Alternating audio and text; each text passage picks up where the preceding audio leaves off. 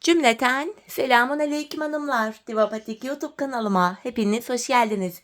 Bugün birlikte 8 ilmek ile 5 şiş patik ucu nasıl başlanır bunu çalışacağız.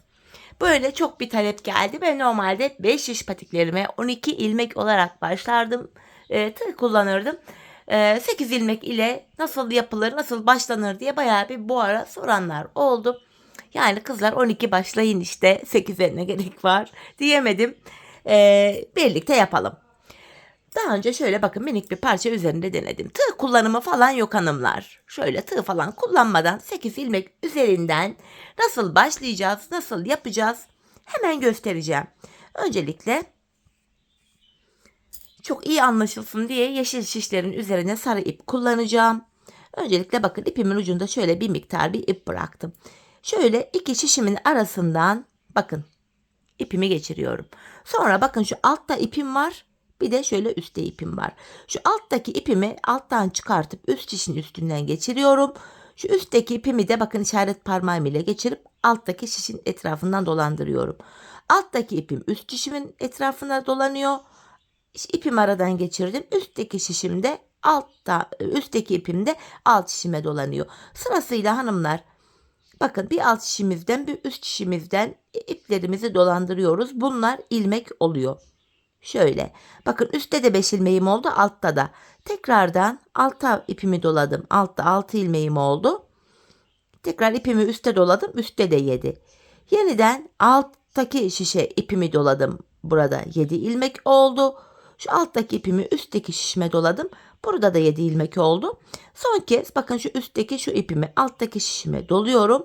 Burada 8 ilmek oldu. Şu alttaki ipimi de alıp üstteki şişime doluyorum. Üstte de 8 ilmek oldu. Bakın böyle hem alttan hem üstten şişlerimize ipleri dolayarak ilmekler oluşturduk. Görüntümüz, şeklimiz şimdilik böyle. Şimdi bu ilmeklerimizi hanımlar öreceğiz. Bir diğer şişime alıyorum. 8'er ilmek var her iki şişte de. Şu ipimi bakın arkada şu şekilde bıraktım diğer ipin ucunu. Buradaki 8 ilmeğimi şimdi öreceğim ben. Bakın bu taraftaki 8 ilmeğimi. Normal düz olarak örüyorum. Burada hanımlar tığ falan hiçbir şey kullanmıyoruz. 8 ilmeğimi sırasıyla normal düz örüyorum. Bakın 4. Şu 5. ilmeğim. Şu 6. ilmeğim. Şu 7. ilmeğim. Şu da 8. ilmeğim. Şimdi diğer şişime dolanıyorum.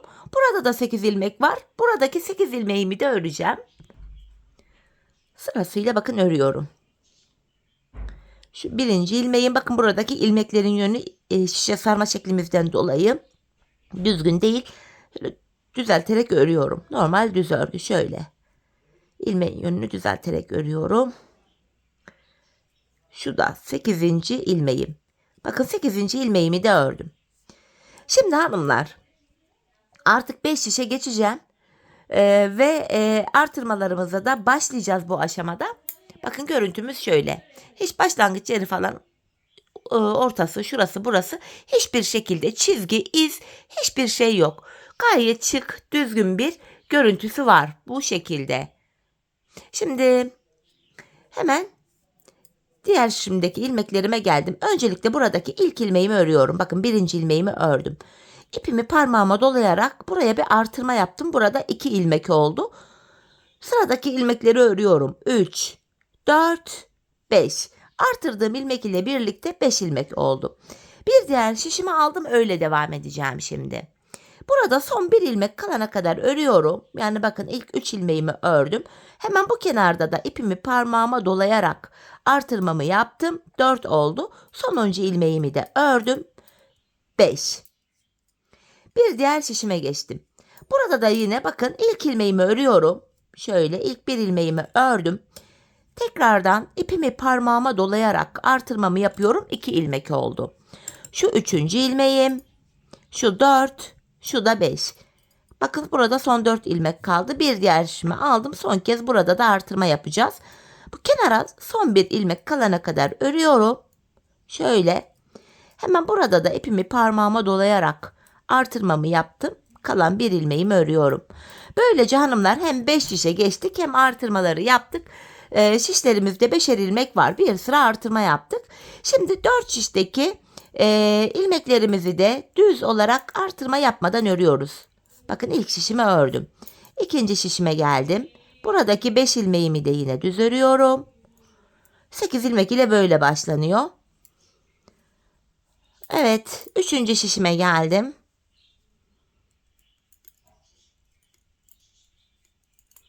Ve dördüncü şişime geldim. Buradaki 5 ilmeğimi de aynı şekilde örüyorum.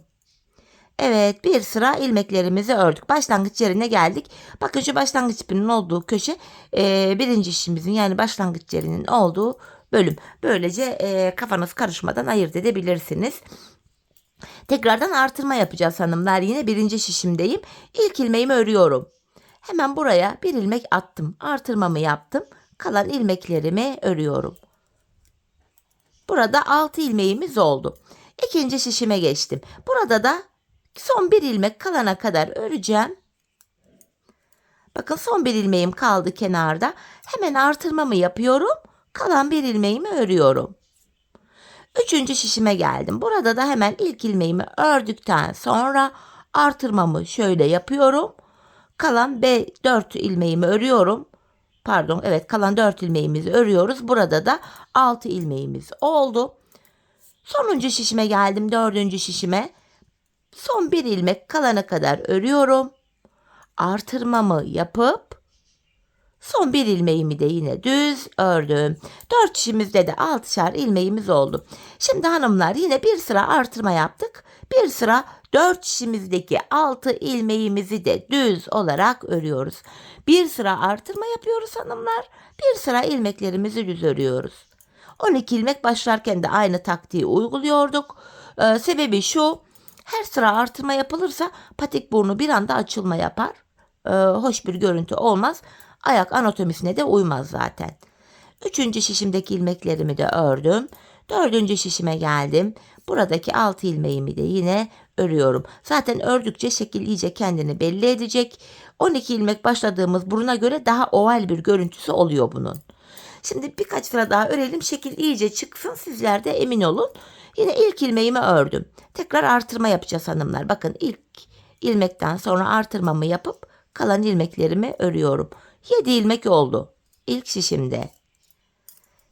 İkinci şişime geldim. Kenar sol tarafa düşüyor. Son bir ilmek kalana kadar öreceğim. Bakın burada da yine artırmamı yapıp kalan bir ilmeğimi örüyorum. Burada da 7 ilmeğimiz oldu gördüğünüz gibi. Üçüncü şişimdeyim. İlk ilmeğimi hemen ördükten sonra yine artırmamı yapıp kalan ilmeklerimi örüyorum. İlk 3 şişimizde 7'şer ilmeğimiz oldu. Dördüncü ve sonuncu şişime geldim. Burada da yine son bir ilmek kalana kadar örüp kenardan artırma yapacağım. Artırmalar hep kenarlardan yapılıyor. Bakın son bir ilmeğim var. Artırmamı yapıp sonuncu ilmeğimi de örüyorum.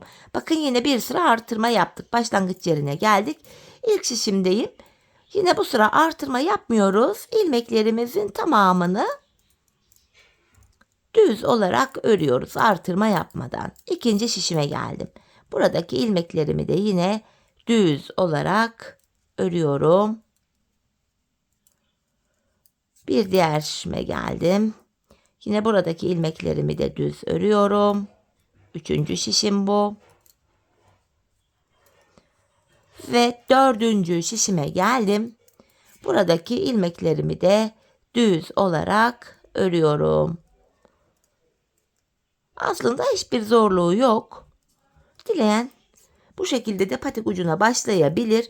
Bakın normalde patiklere göre 12 ilmek ile başladığımız patiklere göre burun kısmı daha oval oluyor.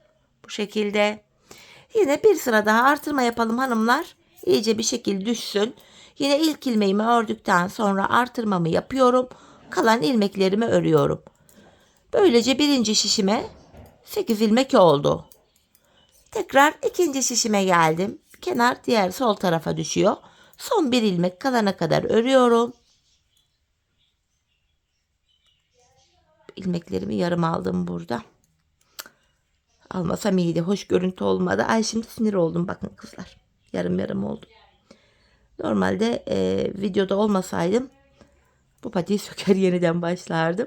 Neyse artık videodayım. Size burada teknik anlatacağım. Evet bakın artırmamı yaptım ve sonuncu ilmeğimi de ördüm. Diğer üçüncü şişime geldim. İlk ilmeğimi örüyorum. Bakın yine artırmamı yaptım. Kalan ilmeklerimi de düz örüyorum. İlk 3 şişimizde 8'er ilmeğimiz oldu. Dördüncü şişime geldim. Burada da yine son bir ilmek kalana kadar örüyorum. Bakın son bir kaldı. Hemen artırmamı yapıp sonuncu ilmeğimi de düz örüyorum. Şimdi bir sıra düz öreceğiz, bir sıra artıracağız. Bu şekilde gidecek. Artık hangi modeli kurmak istiyorsak yapacağımız model neyse ona göre artırmalarımızı yapacağız. Şişlerimizi ona göre ilmeklerimizi atacağız hanımlar. 8 ilmek ile patik ucu böyle oluyor. Bakın şöyle küçük bir parçada da zaten başlamıştım. Burada da şekil böyle. Dediğim gibi bu 12 ilmek ile başlanan patiklere göre 8 ilmek biraz daha oval bir görüntü sergiliyor. Zaten dediğim gibi ördükçe gösteriyor kendini. Bakın şöyle oval bir görüntü oluşuyor. Teknik bu. Böyle devam ediyor. 8 ilmek ile hanımlar sizlere elimden geldiğince dilim döndüğünce anlatmaya çalıştım. Umarım beğenmişsinizdir. Umarım anlaşılır bir video olmuştur. İşinize yarar diye temenni ediyorum. Evet hanımlar, bugünlük de bana ayrılan sürenin sonuna geldim. Yeni modellerde, yeni videolarda buluşmak dileğiyle. Şimdilik hoşça kalın, sağlıcakla kalın.